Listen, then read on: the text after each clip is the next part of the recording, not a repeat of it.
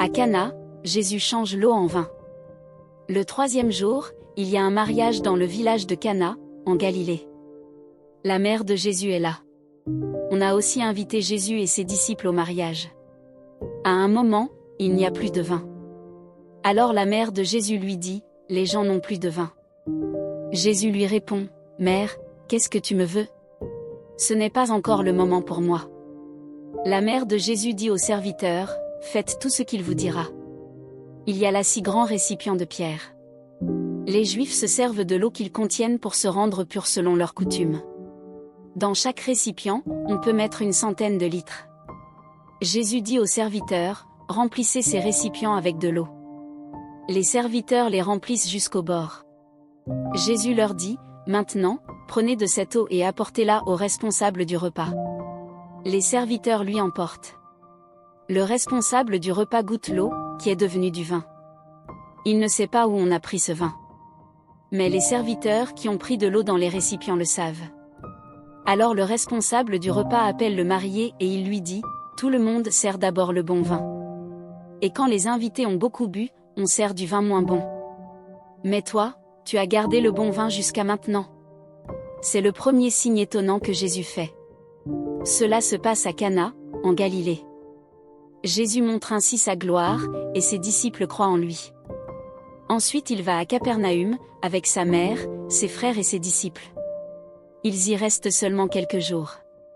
Jésus chasse les vendeurs du temple de Jérusalem. C'est bientôt la fête juive de la Pâque, et Jésus va à Jérusalem. Dans le temple, il trouve des gens qui vendent des béhufs, des moutons et des colombes. Il trouve aussi des gens qui changent de l'argent. Ils sont installés à leur table. Alors Jésus fait un fouet avec des cordes. Il chasse du temple tous ces gens-là avec les moutons et les béhufs. Il jette par terre les pièces de ceux qui changent l'argent et il renverse leur table. Il dit aux marchands de colombes, « Enlevez cela d'ici.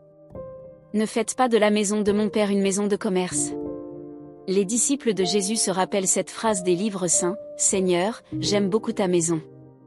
Cet amour me brûle comme un feu. » Alors des chefs juifs disent à Jésus, « Fais un signe extraordinaire devant nous. Ainsi tu nous prouveras que tu as le droit de faire cela. » Jésus leur répond, « Détruisez ce temple, et en 3 jours, je le remettrai debout. » Ils lui disent, « On a mis 46 ans pour construire ce temple, et toi, en 3 jours, tu vas le remettre debout. » Mais quand Jésus parlait du temple, il parlait de son corps.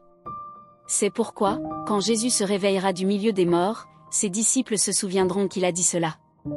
Alors ils croiront à ce que disent les livres saints et aux paroles de Jésus. Jésus sait ce qu'il y a dans le cœur des gens. Pendant la fête de la Pâque, Jésus est à Jérusalem.